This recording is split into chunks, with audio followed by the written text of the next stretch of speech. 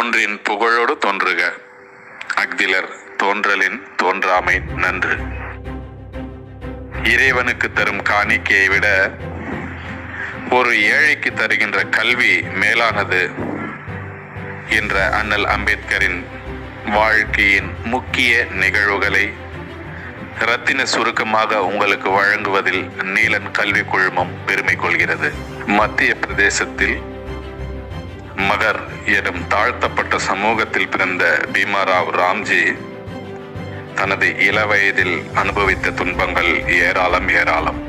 தாழ்த்தப்பட்ட மாணவர்களோடு தனியே அமர வேண்டும், மற்ற மாணவர்களோடு பேசவோ விளையாடவோ கூடாது, அவர்களுடைய குறிப்பேடுகளையோ புத்தகங்களையோ தொடக்கூடாது, கேள்வி கேட்பதும் கூடாது, தண்ணீர் வேண்டும் என்றாலும் பிறர் ஊற்ற கையால் பருக வேண்டும், அமர்வதற்கு ஒரு கோணிப்பையை வீட்டிலிருந்து கொண்டு வர வேண்டும், வடமொழி கற்கக்கூடாது. இப்படி பல்வேறு துன்பங்களை அனுபவித்துக் கொண்டிருந்த பீமாராவ் ராம்ஜி தன் மீது அன்பும் அக்கறையும் கொண்ட பிராமண ஆசிரியரான மகாதேவ அம்பேத்கரினால் ஈர்க்கப்பட்டு தனது பள்ளி கல்வியையும் கல்லூரி கல்வியையும் உயர்கல்வியையும் பரோடா மன்னரின் உதவியால் பயின்றாலும் சாதிய கொடுமை, சாதிய வேறுபாடு, சாதிய ஏற்றத்தாழ்வுகள் இவரை விட்டபாடில்லை. அரசியல், பொருளாதாரம், தத்துவம், சமூகவியல் ஆகிய பாடங்களை கற்று தேர்ந்தார். அறிவை தேடி ஓடுங்கள், நாளைய வரலாறு உங்கள் நிழலாக தேடி ஓடி வரும். அறிவை தேடி ஓடச் சொன்னவர் ஓடிய தூரங்கள் கொஞ்ச நஞ்சமல்ல. உயர்கல்வி பெறுவதற்காக அமெரிக்கா சென்ற முதல் இந்தியர் என்ற பெருமையை பெற்ற அண்ணல் அம்பேத்கர் 1915 இந்தியாவில் மாகாண நிதி வளர்ச்சி என்ற தலைப்பில் அவர் எழுதிய ஆங்கில நூல் இன்று வரை இந்தியாவின் நிதிநிலை அறிக்கையை வெளியிடும் ஒவ்வொருவரும் புரட்டி பார்க்கும் ஒரு உயர்ந்த நூலாக இருப்பது ஆச்சரியத்தின் உச்சம்.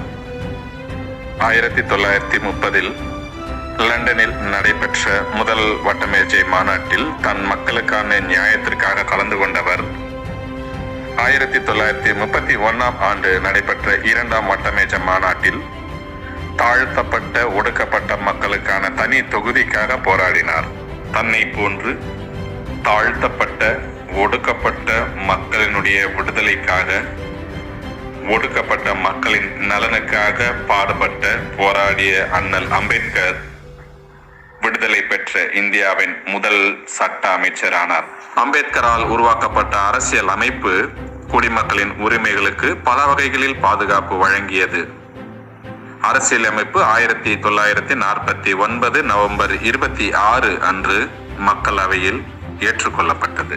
இரவு பகல் பாராமல் இந்தியாவின் அரசியலமைப்பு சட்டத்தை உருவாக்கும் வேலையில் தன்னை ஈடுபடுத்திக் கொண்ட அண்ணல் தனது பிறப்பு காரணமாக எத்தனையோ இன்னல்களையும் அவமானங்களையும் சந்தித்த போதும் தனது மக்களுக்கு தகுந்த சட்ட பாதுகாப்பை ஏற்படுத்த வேண்டும் என்பதில் கவனமாக இருந்தார். தீண்டாமையை ஒழிக்கும் பிரிவு 17, கொத்தடிமையாக நடத்தப்படுவதை தடுக்கும் பிரிவு 23, மத்திய அரசு மாநில அரசுகளில் பல்வேறு பதவிகளுக்கு தெரிவு செய்வதில் இடஒதுக்கீடு வழங்கும் பிரிவு 235, தாழ்த்தப்பட்டோர் மற்றும் பழங்குடியினருக்கு அவர்கள் மக்கள் தொகைக்கு ஏற்ப மக்கள் சபையில் பிரதிநிதித்துவம் வழங்க இடஒதுக்கீடு செய்யும் பிரிவு 330, இதே போல மாநில சட்டமன்றங்களிலும் இடஒதுக்கீடு வழங்க வழிவகை செய்யும் 332வது பிரிவு, தாழ்த்தப்பட்ட மக்களின் கல்வி மற்றும் பொருளாதார நலன்களை மேம்படுத்தவும் அவருடைய சமூக நீதி மற்றும் எல்லா வகையான சுரண்டுகளில் இருந்தும் பாதுகாக்க செய்யும் பிரிவு 46. இப்படி பல பிரிவுகளில் தாழ்த்தப்பட்ட மக்களுக்கு, பழங்குடி மக்களுடைய உரிமைகளை பாதுகாப்பதற்கு உத்தரவாதம் செய்கின்ற பல்வேறு வகையான சட்டங்களை அண்ணல் அம்பேத்கர் அவர்கள் இயற்றினார். கோயில்களில் ஆடுகள் தான் பலியிடப்படுமே தவிர சிங்கங்கள் அல்ல, நீங்கள் சிங்கங்களாய் இருங்கள் என்ற அண்ணலின் அனல் பறக்கும் பேச்சு அவரின் சொந்த குரலில் உங்களுக்காக. अच्छाइयां गिनाने नहीं जाऊंगा क्योंकि मुझे लगता है कि संविधान कितना भी अच्छा क्यों ना हो, वो अंततः बुरा साबित होगा अगर उसे इस्तेमाल में लाने वाले लोग बुरे होंगे, और संविधान कितना भी बुरा क्यों ना हो, वो अंततः अच्छा साबित होगा अगर उसे इस्तेमाल में लाने वाले लोग अच्छे होंगे।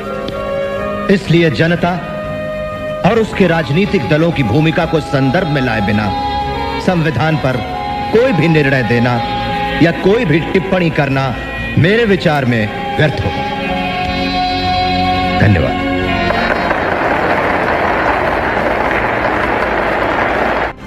1951 பிப்ரவரி மாதம் 5ஆம் தேதி பெண்களுக்கான சொத்துரிமை, விவாகரத்து உரிமை குறித்த சட்டத்தினை நாடாளுமன்றத்தில் தாக்கல் செய்தார் அண்ணல் அம்பேத்கர். பெண்களுக்கு உரிமைகள் கொடுக்கப்படுவது, பெண்களுக்கான இடஒதுக்கீடு மசோதா கடைசி வரை நிறைவேற்றப்படாமல் தடுக்கப்பட்டு விட்டது. அழுவாரின்றி அழும் குரல் ஓசையின்றி கொன்று புதைக்கப்பட்டு விட்டது என்று கூறிய அம்பேத்கர் இனியும் தான் சட்ட அமைச்சராக நீடிப்பது பயனற்றது என்று நினைத்து தனது பதவி விலகல் கடிதத்தை நேருவிடம் அனுப்பினார். நீங்கள் தானே அரசியல் சட்டத்தை உருவாக்கினீர்கள் என்று எதற்கெடுத்தாலும் என்னை கேட்கிறீர்கள். உண்மையை சொல்ல வேண்டுமானால் நான் ஒரு சவாரி செய்யப்படும் குதிரையாக இருந்தேன். நான் என்ன செய்ய வேண்டும் என்று கூறப்பட்டதோ அதைத்தான் செய்தேன். எனக்கு விருப்பமில்லாததையும் நான் செய்ய வேண்டியிருந்தது. உங்கள் களங்கங்களுக்கு எல்லாம் என்னை குற்றம் சாட்ட விரும்புகிறீர்கள். நான் அரசியல் சட்டத்தை எழுதியதாக கூறுகிறீர்கள். ஆனால் தவறாக பயன்படுத்தப்பட்டால் அந்த அரசியல் சட்டத்தை எரிக்கும் முதல் நபராக நான் தான் இருப்பேன். அம்பேத்கரின் ஆவேசமான உரை அரசியல் சட்ட தயாரிப்பு தொடர்பான பல ரகசியங்களை வெளிப்படுத்தியது. உண்மையிலேயே உயர் சாதியினர் அவரை தங்களுடைய கருவியாகவே பயன்படுத்தி இருந்தார்கள். கல்வி என்பது கனவாக இருந்த ஒரு காலத்தில் தாழ்த்தப்பட்ட ஒடுக்கப்பட்ட சமூகத்தை சார்ந்த அண்ணல் அம்பேத்கர் கல்வி கற்று தேர்ந்து மாகாணத்தின் முதல் மாணவராக, சட்ட வல்லுநராக, சட்ட மேதையாக, சட்ட அமைச்சராக உயர்ந்து இந்திய அரசியலமைப்பு சட்டத்தை இயற்றியுள்ளார். சுதந்திரம், சமத்துவம், சகோதரத்துவம், கற்பி, ஒன்று சேர், புரட்சி செய் என புரட்சி செய்த அண்ணல் அம்பேத்கரின் வழி நாமும் கற்பிக்க ஒன்று சேர்வோம், கற்றலை புரட்சிகரமாக செய்வோம். வாழ்க. நன்றி.